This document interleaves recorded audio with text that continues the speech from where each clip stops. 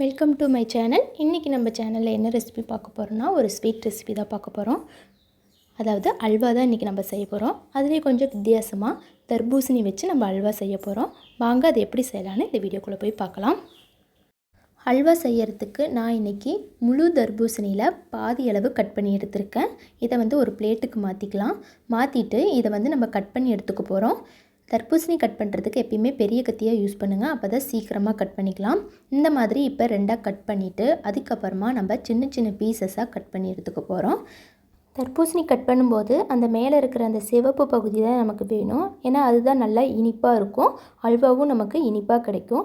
அந்த ஒயிட்டாக இருக்குள்ள அந்த பகுதி வந்து நமக்கு தேவையில்லை, ஏன்னா அதில் இனிப்பே இருக்காது. அந்த தர்பூசணியோட கார்னரில் அப்புறம் தோலுக்கு பக்கத்தில் அடியில் அதெல்லாம் வந்து நமக்கு தேவையில்லை. அதனால் நீங்கள் அதை கட் பண்ணி எடுக்காதீங்க. இப்போ பாருங்கள், இந்த பீசஸில் கூட பாருங்கள் அந்த கார்னரில் ஒயிட்டாக இருக்குது, அதெல்லாம் நமக்கு வேண்டாம். ஏன்னா அதை சேர்த்து செய்யும்போது அல்வா வந்து அந்தளவுக்கு டேஸ்ட்டாக வராது. இப்போ நம்ம தர்பூசணியை சின்ன சின்ன பீசஸாக கட் பண்ணி எடுத்தாச்சு. இதை ஒரு மிக்ஸி ஜாரில் சேர்த்திக்கலாம். சேர்த்திட்டு இதை நல்லா ஜூஸ் அடித்து எடுத்துகிட்டு வந்துக்கலாம். தர்பூசணி கொட்டையோடவே சேர்த்திக்கோங்க, ஏன்னா கொட்டையில் அவ்வளோ அதிகமான சத்துக்கள் இருக்குது. இப்போ அரைச்சி எடுத்துகிட்டு வந்தாச்சு. இப்போ நம்ம இதை நல்லா வடிகட்டி எடுத்துக்கலாம். அந்த கொட்டையோட சத்தும் நமக்கு கிடைச்ச மாதிரி இருக்கும், அதனால் இந்த மாதிரியே நீங்கள் செய்யுங்க. இப்போ இதை நல்லா வடிகட்டி எடுத்துக்கலாம். வடிகட்டி எடுத்தாச்சு. இப்போ பாருங்கள், ஜூஸ் வந்து சூப்பராக கிடச்சிருக்குது. இதில் வந்து ஒரு 4 கப் அளவு நமக்கு ஜூஸ் கிடச்சிது. இது வந்து 240 ml கப்பு. இதில் 4 கப் அளவு நம்மளுக்கு ஜூஸ் கிடச்சிது. இப்போ அதே கப்பில் ஒரு அரை கப் அளவுக்கு கார்ன்ஃப்ளவர் மாவு சேர்த்திக்கலாம். சேர்த்திட்டு இப்போ இது நல்லா கரைச்சிக்க போகிறோம். கட்டி எதுவும் இல்லாமல் நல்லா கரைச்சி எடுத்துக்கோங்க. சீக்கிரமாகவே கரைஞ்சிரும். இந்த மாதிரி கீழே அப்படி கரண்டி வச்சு நல்லா இந்த மாதிரி கலக்கி விடுங்க.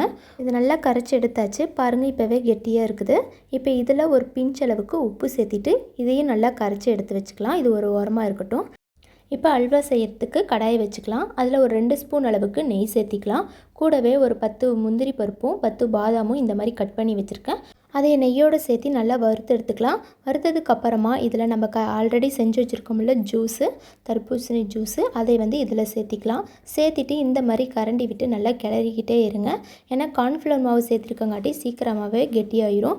பாருங்கள், 5 நிமிஷம் போல் ஆச்சு, நல்லாவே கெட்டியாக இருக்குது பாருங்கள். இப்போ இதை நல்லா கைவிடாமல் கிளறி விட்டுக்கிட்டே இருங்க. இப்போ 10 நிமிஷம் போல் ஆகிருக்குது பாருங்கள், நல்லாவே கெட்டியாகி வந்திருக்குது. இந்த ஸ்டேஜில் நம்ம தேவையான அளவு சர்க்கரை சேர்க்க போகிறோம். நான் இன்றைக்கி அரை கப் அளவு சர்க்கரை சேர்த்துருக்கேன். உங்களுக்கு இனிப்பு இன்னும் கொஞ்சம் தேவைப்படும்னா நீங்கள் அரை கப்பிலேருந்து 3/4 கப் அளவுக்கு வந்து சர்க்கரை சேர்த்துக்கலாம். இப்போ இதை நல்லா மிக்ஸ் பண்ணி விட்டுக்கலாம். நல்லாவே கெட்டியாகிட்டே இருக்குது. இந்த ஸ்டேஜில் ஒரு அரை ஸ்பூன் அளவுக்கு ஏலக்காய் தூள் சேர்த்திக்கலாம். சேர்த்துட்டு இப்போ இதை நல்லா கிளறி விட்டுக்கிட்டே இருங்க. கைவிடாமல் கிளறி விட்டுக்கிட்டே இருக்கணும், அப்போ தான் அடி பிடிக்காமல் இருக்கும் நமக்கு. இப்போ பாருங்கள், ஒரு 20 நிமிஷம் போல் ஆச்சு, நல்லாவே கெட்டியாக இருக்குது. இன்னொரு 5 நிமிஷம் போல் இருக்கட்டும். இதில் ஒரு 2 ஸ்பூன் அளவுக்கு நெய் சேர்த்திக்கலாம். ஃபஸ்ட்டு 1 ஸ்பூன் நெய் சேர்த்து நல்லா இந்த மாதிரி 1 நிமிஷத்துக்கு நல்லா கிளறி விடுங்க. அதுக்கப்புறமா மறுபடியும் இன்னொரு ஸ்பூன் நெய் சேர்த்து மறுபடியும் ஒரு 1 நிமிஷம் போல் நல்லா கிளறி விட்டு ஒரு 2 நிமிஷம் போல் அப்படியே நல்லா கிளறி விட்டுட்டு நம்ம ஸ்டவ்வை ஆஃப் பண்ணிக்கலாம். அவ்வளோதான், நம்மளோட சூப்பரான தர்பூசணி அல்வா வந்து சூப்பராகவே ரெடி ஆயிருச்சு. பார்க்கவே நல்லா கலர்ஃபுல்லாக இருக்குது. நான் இன்றைக்கி எந்த கலர் பொடியும் ஆட் பண்ணலை. உங்களுக்கு கலர் வேணும்னா நீங்கள் ஆட் பண்ணிக்கலாம். ஆனால் ஆட் பண்ணாமையே நல்லா கலர்ஃபுல்லாக தான் இருக்குது. சாப்பிட்றதுக்கும் நல்லா டேஸ்ட்டாக இருந்துச்சு.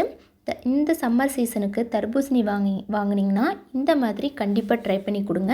எப்பையும் போலவே ஜூஸு, மொஜிட்டோ அப்படியே சாப்பிடாம இந்த மாதிரி வித்தியாசமாக தர்பூசணி வச்சு ஒரு அல்வா ரெசிபி கண்டிப்பாக செஞ்சு கொடுங்க.